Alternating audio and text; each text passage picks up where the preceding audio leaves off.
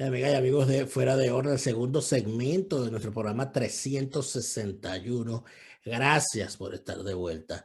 Gracias también a todos los que se han suscrito a mi cuenta en Patreon, patreon.com/delaraf, patreon.com/delaraf. Con tu apoyo nos ayudas a que nuestros contenidos sigan al aire y los sigamos creando. Bueno, y con todo esto, lo voy a decir sinceramente, yo ayer pensando conmigo mismo, luego de la bajada abrupta de la primera parte del programa, yo dije, bueno, terminaré haciendo programas clandestinos, solo para suscriptores, y los haré por Skype, y entonces me pongo a hacer payasería por acá nada más para su... No sé, de verdad, uno piensa tantas cosas, pero nunca antes había sido tan importante apoyar al periodismo independiente a través de suscripciones como ahora.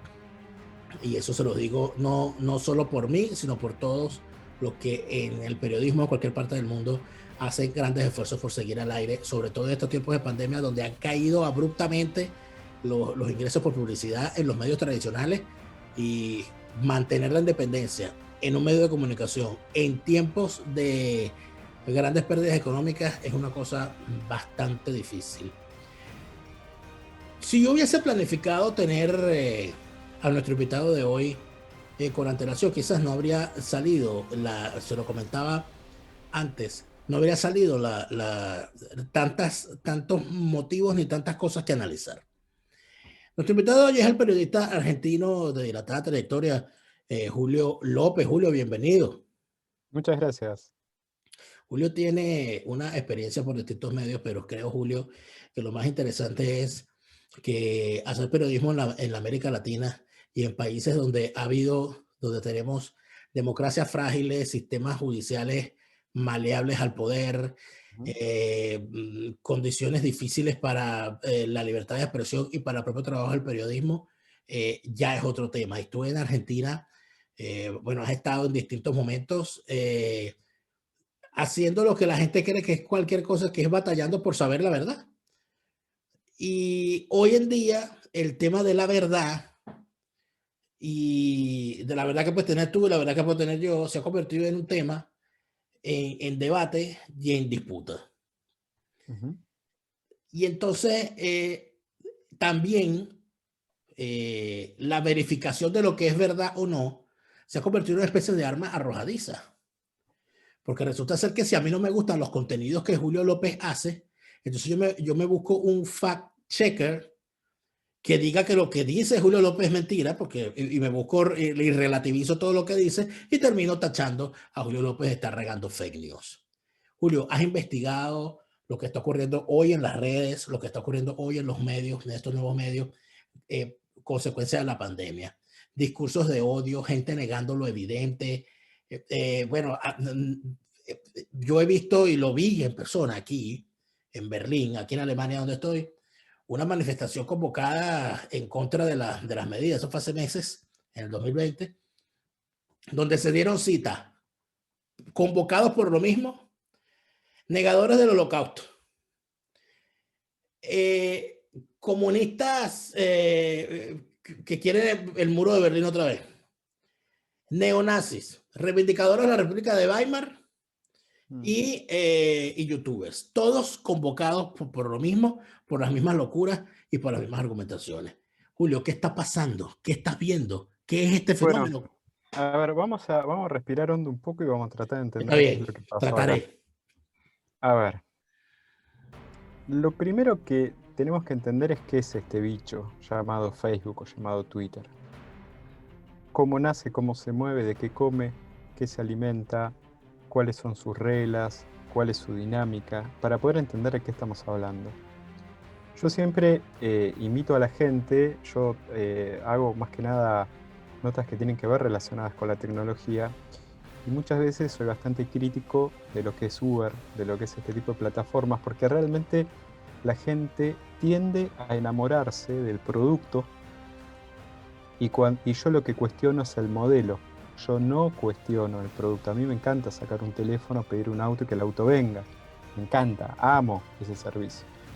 Pero si después de eso tú me dices que escasamente eh, una de cada 10 familias comen, o sea, se mantienen de un Uber, el resto no, simplemente es un trabajo part-time, y que en Miami el 52% es lo que cobra Uber de una tarifa estándar, te diría que es bastante abusivo como modelo y que quizás ya tanto no me guste. Entonces, yo lo que siempre invito es que cuando nosotros nos enfrentemos a algo que tenga que ver tecnológico, no pongamos el producto por arriba del modelo, sino que lo primero que tenemos que hacer es ir al modelo para entender, o sea, cómo es ese animal. Vamos a analizar un poquito el animal Facebook y el animal Twitter. Facebook nace como una red social, obviamente, y tiene como meta, entre comillas, unir al mundo, que tengas todas las relaciones habidas y por haber. Y cuando se empieza a publicar dentro de Facebook y empiezan los primeros problemas, hace muchísimos años atrás, las plataformas se ponen bajo el Acta 230 de Estados Unidos, que les da inmunidad para transitar la información que ellos quieran. Cuando vos te pones a leer qué es el Acta 230, es un acta que se dio de protección a los Internet Service Providers. ¿Quiénes son los Internet Service Providers? Lo que te dan Internet, los proveedores de Internet, básicamente. ¿Para qué? Para que, suponte, hubo un caso en Estados Unidos que había una persona que no sé si estaba vendiendo drogas, realmente no recuerdo cuál era el ilícito, pero lo hacía por Internet. Entonces, parte del prosecutor lo que hizo fue ir contra Comcast, porque era el que le brindaba Internet. Entonces Comcast dice, mira, yo no soy responsable de lo que haga este señor. Este señor es un cliente, yo le presto el servicio de Internet y allá ellos.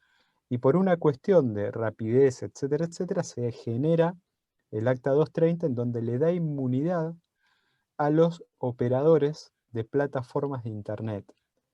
Pero eso se refería a los Internet Service Provider, no a Facebook. Cuando Facebook empieza a tener los primeros problemas, dice, no, paren, si Comcast y todos los operadores, porque brindan Internet, yo soy una plataforma de Internet. Acá los usuarios hacen y dicen lo que quieren. Ahí nace el problema. ¿Por qué?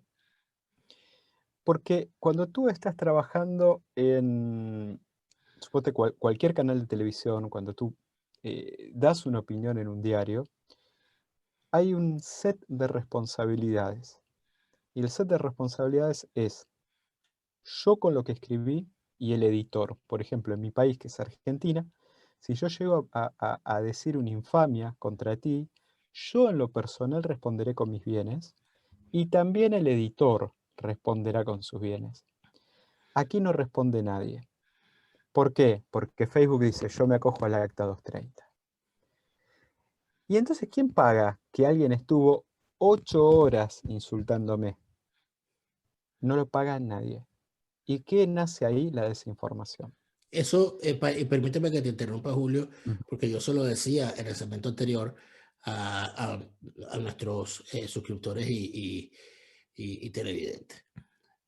Yo me he cansado de denunciar a distintas cuentas anónimas y públicas en distintas redes sociales e inclusive canales de YouTube dedicados consuetudinariamente a la infamia y a la difamación en mi contra y en contra de mi equipo de Ujú. trabajo y en contra del equipo de trabajo, y no hemos recibido ninguna respuesta. Cualquier persona se puede crear una cuenta anónima en Facebook, una cuenta anónima en Twitter, una cuenta anónima en Instagram, y amparados en la libertad de expresión, que sin duda la tienen, porque una persona puede tener todo el derecho a decirme a mí, gordo tres por cual, pero yo también tengo el derecho a sentir que si mi honor está siendo mancillado, tengo derecho a denunciar y a llevar a tribunales para que mi honra sea resarcida. Pero si es un anónimo y la plataforma donde hace su comentario tampoco se termina, tampoco se involucra y tampoco responde, entonces prácticamente estamos hablando de una nueva era de indefensión del ciudadano.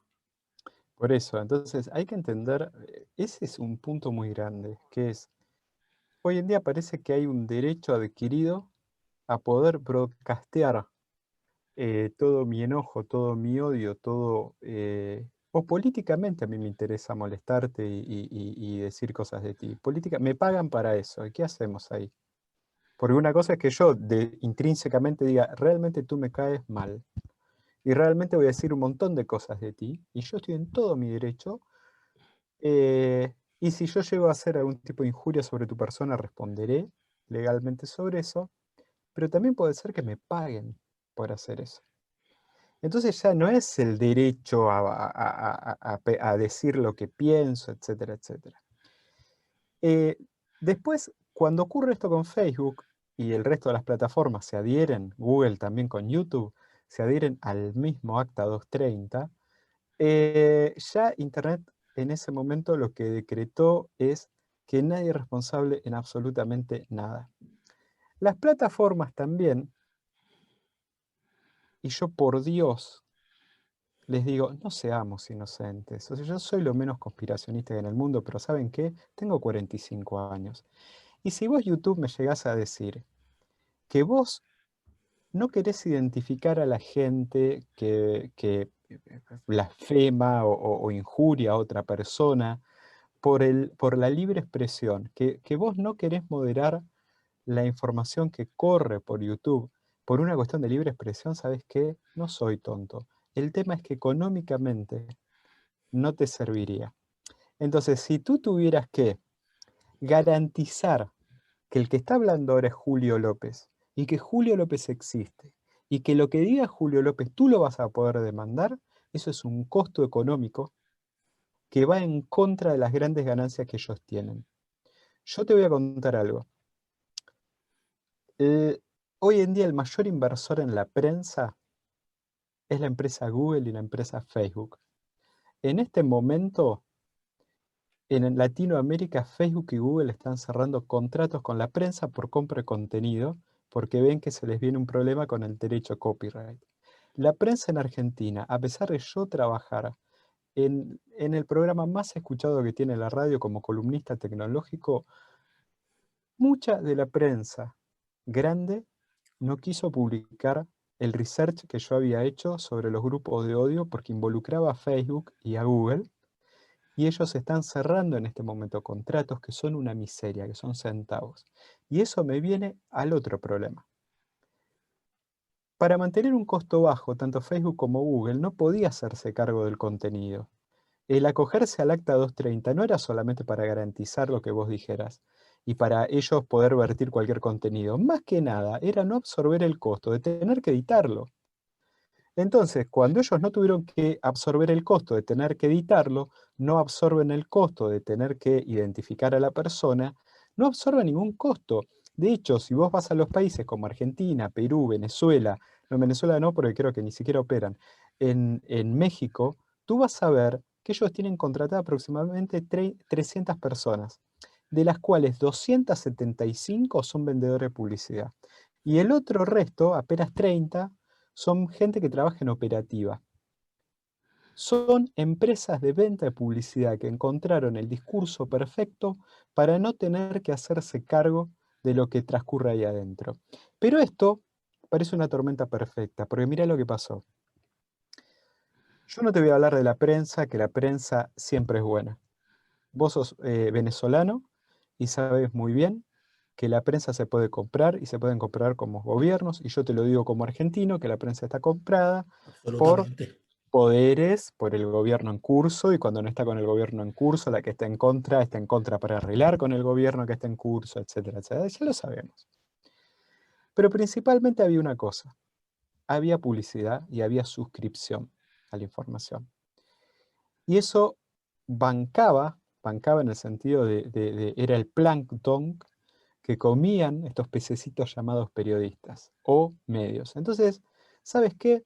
Tú y yo y otro loco más podíamos montar un diario en Venezuela y cobrar una suscripción y, además de comprar una suscripción, tener gente que nos auspiciara porque teníamos una buena llegada a la gente que está venezolana en Miami, con un poder adquisitivo mejor. Bueno, era una opción de publicidad. Hoy en día, como Facebook y Google no tienen absolutamente costo operativo porque no son responsables absolutamente de nada y no tienen muchos empleados porque todo el resto son algoritmos, la publicidad de ellos cuesta centavos.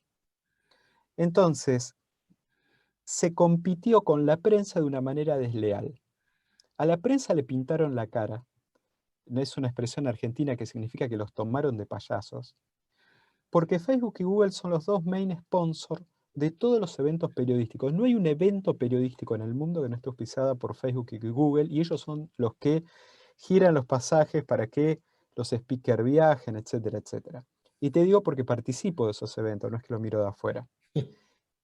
Cuando vos ves la operación que está haciendo Facebook y Google de compra de contenido, sponsoreo de la prensa y otros movimientos más, te encontrás que actúan como las tabacaleras.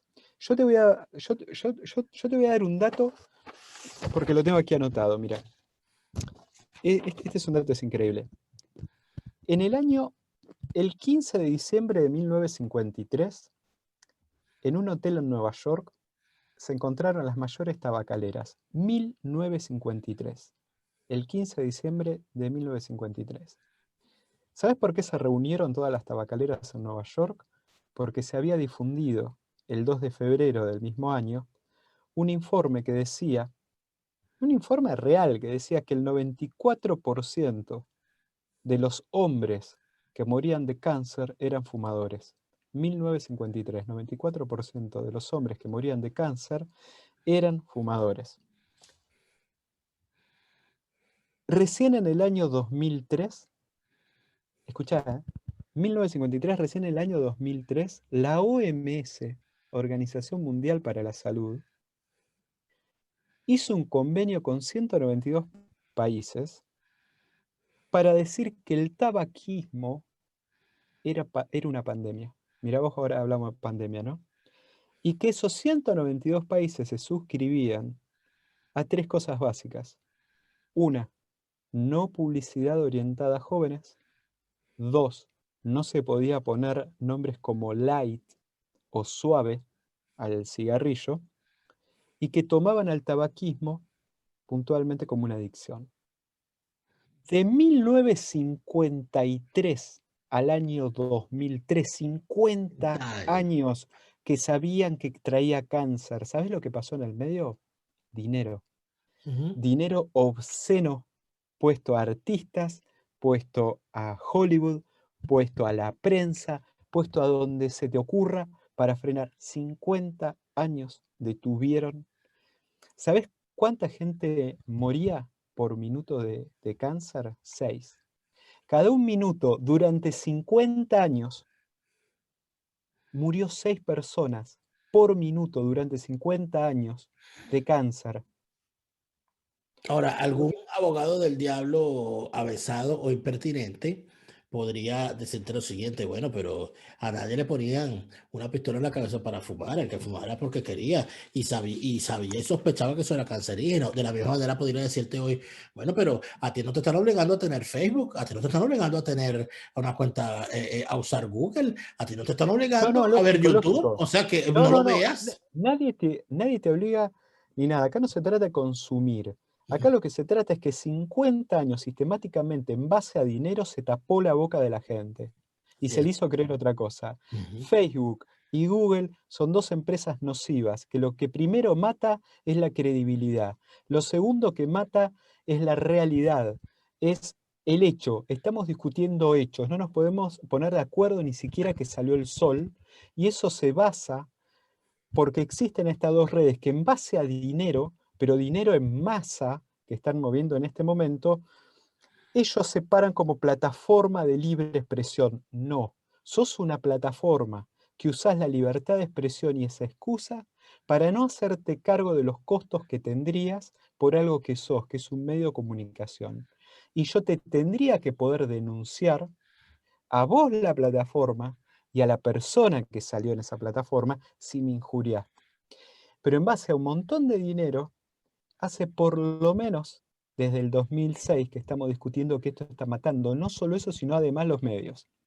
Porque hoy en día el mayor de los problemas que tenés en esto es que estos, como yo te decía, Facebook y Google tienen oficinas de 300 empleados, de los cuales 270 son venta de publicidad. Eso lo que hizo es sacarle la publicidad a los medios. Los medios sacaron periodistas de las redacciones. Y yo te invito, yo trabajo en toda Latinoamérica, te puedo decir de México hasta Argentina, trabajo en muchas redacciones grandes. Y te voy a dar un ejemplo muy claro, Televisa. La primera vez que fui a Televisa hace 4 años, eran 1560 personas trabajando en Televisa Publishing, que era la parte de revistas de Televisa. Hoy quedan 200. Y eso fue principalmente no por una digitalización versus print, sino porque la publicidad, al costo que lo venden las plataformas, porque no tienen otro costo más que la electricidad, les dejó poner un precio de publicidad tan barato que mató a la prensa. Vos fíjate esto, mirá si mañana decimos, miren, señores de Google y Facebook, malas noticias. De ahora en más ustedes son un medio de comunicación y tienen que ser responsables. Van a pasar dos cosas. Van a pasar que Facebook y Google se van a tener que hacer responsables del contenido que se transita ahí adentro con su dinero. Y también de identificar a la gente para que esa gente también sea responsable. Entonces, ¿ahí qué pasaría? El costo de estas dos plataformas aumentaría. Entonces, el costo de la publicidad de Facebook y También, Google sería aún mayor, y entonces los medios tendrían un espacio para competir publicitariamente y volver a tener redacciones. exacto. Ya está claro algo, lo más grave que está pasando en este momento, más allá del fake news, es que ya no hay prensa para cubrir los hechos. Entonces, en un cúmulo de desinformación, si además la prensa ni siquiera tiene recursos, ni tampoco podés solventar un nuevo proyecto de prensa, ya es el game over. Esto es game Claro. over, así como lo ves. Julio, no, tenemos poco tiempo, pero cuando tú hablas de Facebook, por una aclaratoria, cuando hablas y concentras la crítica en Facebook y en Google, es que estamos hablando de que Facebook es Facebook, Instagram y WhatsApp, y Google es Google Servicios, es decir, Google, Google Access, Google Analytics, Gmail, YouTube, YouTube, es decir, es el universo entero. Entonces, ¿cómo crees tú que se le pone coto a esto? ¿Quién le pone mira, un detente a esto? hay 7.600 millones de personas en el mundo. 4.500 millones de las 7.000 están conectadas a Internet. De los 4.500 millones de personas en Internet, 2.900 utilizan productos de Facebook. ¿Ok? Esa es la proporción. En el medio de todo esto, los algoritmos que venden publicidad aprendieron que la nicotina del tabaco es el odio en las redes sociales. ¿Por qué? Correcto. ¿Por qué? Por eso yo hago este trazo con las tabacaleras. Porque el odio es la nicotina de las redes sociales. Porque el odio es el que mayor engagement provoca. Por reacción, por compartir, por discutir, por cualquier cosa. Por solidaridad. Sí, en realidad mueve sentimientos de indignación, Sí. sentimientos que son muy de adentro. Y eso lo aprendieron, los algoritmos lo aprendieron. No es que se diseñó esto, se aprendió, lo aprendieron porque veían que algo malo se difundía más rápido y reaccionaba peor. Entonces, lógico, las plataformas, sus algoritmos distribuyen lo malo de manera más eficiente que lo bueno, porque lo malo vende más publicidad, Ujú. más interacciones, más tiempo en la plataforma. Por eso nosotros estamos viendo estos resurgimientos de neonazis. Porque esto que parecía extinguido está transitando las redes sociales muy rápido porque provoca indignación, provoca enojo, provoca un montón de cosas, pero también provoca adeptos. Y también en un lugar donde la prensa está famélica, porque no tiene ni calcio en los huesos, lo que estamos teniendo es que no hay gente para decir, esto está pasando, esto no está pasando. Hemos encontrado grupos en países que apuntan directamente a los chicos. eh, que cuando hablan de odio, hablan como si fueran un combo. Ellos te dicen, mira, la hamburguesa, como cuando tú vas a la hamburguesería, la hamburguesa es odio al judío y al homosexual, principalmente. Y después viene una gaseosa que es conspiracionista, miedo al 5G, ¿entendés? Soros, Bill Gates. Y después viene unas papas fritas que vendrían a ser aborto sí, aborto no. Uno cuando va a una hamburguesería a veces va por las papas fritas, pero tienes la hamburguesa al lado y bueno, alguna mordida le das, no la vas a tirar. Y te mandas un trago de refresco. Así se consume el odio. El odio entra por múltiples vías. La gente que está suscrita a los grupos de neonazis no son específicamente neonazis cuando entraron, sino que fueron acoplando ideología porque una, y quizás sea la del aborto, porque respetan la vida, los hizo entrar. Y después fueron de a poquito teniendo otro tipo de percepción. Esto que nos está pasando ahora es lo que hace que Argentina tenga la popularidad que tiene y hace la que Venezuela esté en el lugar donde esté. Eh, Porque la prensa no puede comer, porque es más fácil difundir las mentiras y las cosas que son de odio, y tenemos que acabar con esto. Y quizás sea un momento en donde tenemos que apagar las redes sociales, no lo sé. O algo peor. ¿Sabes qué es lo peor de apagar una red social? Hacer a responsables del daño económico que ejercen. Ahí ujú. se acaba todo, pero cuando le tocas el bolsillo, ahí se acaba. Siempre será el tema del negocio, Julio. Yo lamento no tener más tiempo para conversar contigo, pero No, muchas gracias. te prometo que estaré mucho más pendiente de tus contenidos. Estás como experto tecnológico en varios medios. Entiendo que Ujú. estás con La Nata también, Sí, sí, en sí, Radio Mitre. recordaremos a la nata con a la persona que fue detenida en el aeropuerto, no sé si te acuerdas de las elecciones. Por supuesto que no, por supuesto que me acuerdo y soy seguidor fiel de los contenidos que hacen. Afortunadamente, y ya para despedirnos, hay una respuesta frente a todo esto que nosotros estamos viviendo. Periodismo independiente. Creo Ujú. que es algo que es una respuesta interesante y además de eso, plataformas para sostener ese periodismo inteligente e independiente. Gente que quiere suscribirse, gente que entra a un canal YouTube y ve que están haciendo un esfuerzo y se suscribe, o que se suscribe al Patreon, o que busca la manera de colaborar. Exactamente. Esa es la buena noticia y ojalá siga. Julio López, muchas gracias por habernos atendido esta noche. Gracias a ustedes. Fuerte abrazo. Cuídense. Gracias, amigas y amigos. Chao. Nosotros, luego de esta interesantísima conversación, nos despedimos de ustedes por ahora. Recuerden que tenemos siempre una fórmula para mantener, eh, mantener una posición con respecto a nuestra participación en las redes. Sea responsable con lo que comparte. Cuando usted vea una campaña, yo veo cuando uno revisa los trending topics en Twitter, y usted ve que está alguien de primero allí. Si uno sale a ver, ¿será que se murió? Entonces consigue que haya una campaña contra alguien. Campaña, bueno, porque se le ocurrió decir tal cosa. Bueno, y uno trata de revisar antes de sumarse a la jauría. Y trate de revisarse usted también. ¿Tiene usted necesidad de meterse en esa jauría? ¿Va a ganar algo con eso? ¿Alguien está esperando su opinión? A mí me pasó mucho durante este tiempo que estuve de reposo, que dice, ay, Daniel, no has opinado sobre tal cosa. Nadie está esperando mi opinión, yo estoy de reposo. No necesito opinar sobre eso. Ese es el tipo de cosas que nosotros necesitamos hacer de vez en cuando. Chávez no, porque se murió. Gracias a todos por habernos acompañado. Les agradezco muchísimo su compañía y les pido que por favor nos acompañen luego mañana. Hasta entonces.